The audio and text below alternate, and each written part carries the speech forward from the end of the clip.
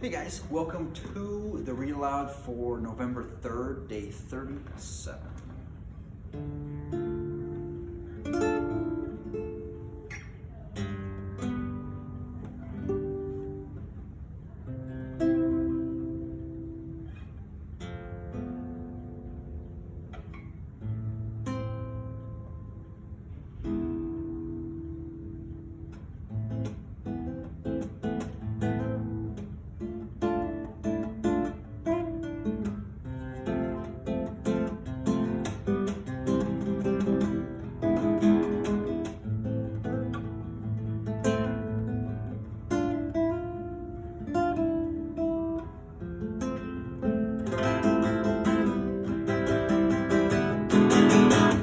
Ask it. Okay. Oh yeah, it's starting to get exciting now. I remember. He guessed from the ponies and from the traces of the camps he had discovered that men had come up from the river and the lake and had scaled the mountainside from the valley where the ponies had been standing. But the door withstood his searching eye, and the little high-walled bay had kept out his fiercest flames. Long he had hunted in vain till the dawn chilled his wrath, and he went back to his golden couch to sleep and to gather new strength. He would not forget or forgive the theft, not if 1,000 years turned him to smoldering stone, but he could afford to wait. Slow and silent he crept back to his lair and half closed his eyes. When morning came, the terror of the dwarves grew less. They realized that dangers of this kind were inevitable in dealing with such a guardian, and that it was no good giving up their quest yet. Nor could they get away just now, as Thorin had pointed out. Their ponies were lost or killed, and they would have to wait some time before Smaug relaxed his watch sufficiently for them to dare the long way on foot. Luckily, they had saved enough of their stores to last them still for some time. They debated long on what was to be done, but they could think of no way of getting rid of Smaug, which had always been a weak point in their plans, as Bilbo felt inclined to point out. Then, as is the nature of folk that are thoroughly perplexed, they began to grumble at the hobbit, blaming him for what had at first so pleased them, for bringing away a cup and stirring up Smaug's wrath so soon. "What else do you suppose a burglar is to do?" asked Bilbo angrily. "I was not engaged to kill dragons. This is a warrior's work, but to steal treasure. I made the best beginning I could. Did you expect me to trot back with the whole horde of Thror on my back? If there is any grumbling to be done, I think I might have a say. You ought to have brought 500 burglars, not one. I am sure it reflects great credit on your grandfather, but you cannot pretend that you ever made the vast extent of his wealth clear to me. I should want hundreds of years to bring it all up if I was 50 times as big and Smaug as tame as a rabbit." After that, of course, the dwarf begged his pardon. What then do you propose we do, Mr. Baggins?" asked Thorin politely. "I have no idea at the moment. If you mean about removing the treasure, that obviously depends entirely on some new turn of luck in the getting rid of Smaug. Getting rid of dragons is not at all in my line, but I will do my best to think about it. Personally, I have no hopes at all, and I wish I was safe back at home." "Never mind that for the moment. What are we going to do now, today?" "Well, if you really want my advice, I should say we can do nothing but stay where we are. By day, we can no doubt creep out safely enough to take the air. Perhaps before long, one or two could be chosen to go back to the store by the river and replenish our supplies. But in the meanwhile, everyone ought to be well inside the tunnel by night. Now, I will make you an offer. I have got my ring and will creep down this very noon. Then, if ever Smaug ought to be napping and see what he is up to, perhaps something will turn up. Every worm has its weak spot, as my father used to say, though I'm not sure if it was not from personal experience."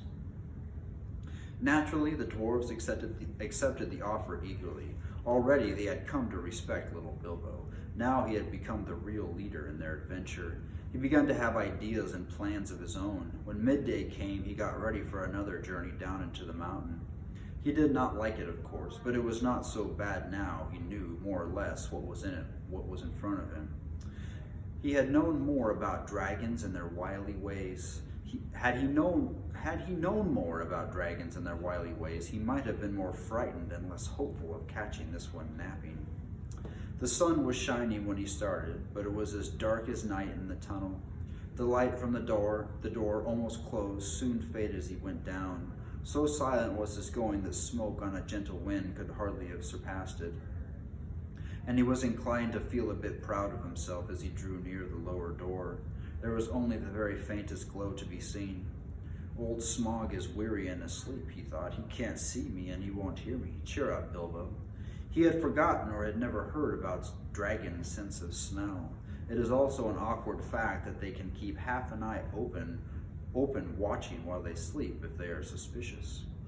Smaug certainly looked fast asleep, almost dead and dark, with scarcely a snore more than a whiff of unseen steam.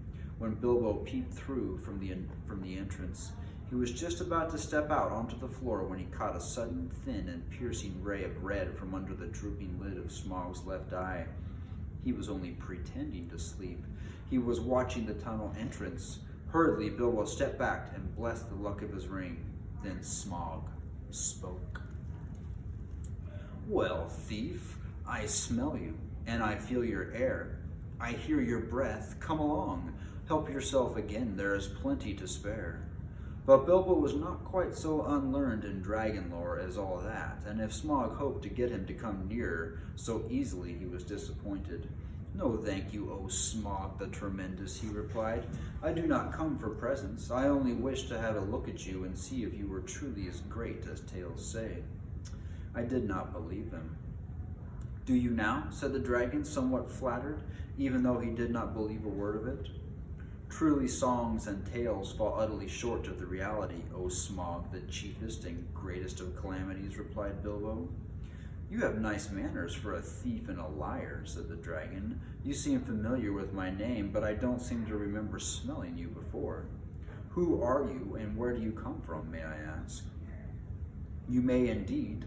I come from under the hill, and under the hill and over the hills my paths lead, and through the air I am he that walks unseen." "So I can well believe," said Smaug, "but that is hardly your usual name. I am the clue finder, the web cutter, the stinging fly. I was chosen for the lucky number." "Lovely titles," sneered the dragon, "but lucky numbers don't always come off. I am he that buries his friends alive and drowns them and draws them alive again from the water. I came from the end of a bag, but no bag went over me." "These don't sound credible," scoffed Smaug. "I am friend of bears and guest of eagles. I am ring winner and luck wearer. I am the barrel rider," went on Bilbo, beginning to be pleased with his riddling. "That's better," said Smaug, "but don't let your imagination run away with you. This, of course, is the way to talk to dragons. If you don't want to reveal your proper name, which is wise, and don't want to infuriate them by flat refusal, which is also very wise, no dragon can resist the fascination of riddling talk and of wasting time trying to understand it. There was a lot here which Smaug did not understand at all, though I expect you do, since you know all about Bilbo's adventures to which he was referring. But he thought he understood enough, and he chuckled in his wicked inside. "I thought so last night," he smiled to himself. "Lakemen, some nasty scheme of those miserable tub-trading lakemen, or I'm a lizard. I haven't been down that way for an age and an age, but I will soon alter that." "Very well, old barrel rider," he said aloud. "Maybe Barrow was your pony's name, and maybe not, though it was fat enough. You may walk unseen, but you did not walk all the way. Let me tell you, I ate 6 ponies last night, and I shall catch and eat all others before long. In return for the excellent meal, I will give you one piece of advice for your good. Don't have more to do with dwarves than you can help." "Dwarves?" said Bilbo in pretended surprise. "Don't talk to me," said Smaug. "I know the smell and taste of dwarf. No one better. Don't tell me that I can eat a dwarf-ridden pony and not know it. You'll come to a bad end if you go with such friends, thief, barrel rider.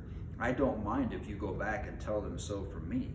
But he did not tell Bilbo that there was one smell he could not make out at all, a hobbit smell. It was quite outside his experience and puzzled him mightily. I suppose you got a fair price for that cup last night, he went on. Come now, didn't you?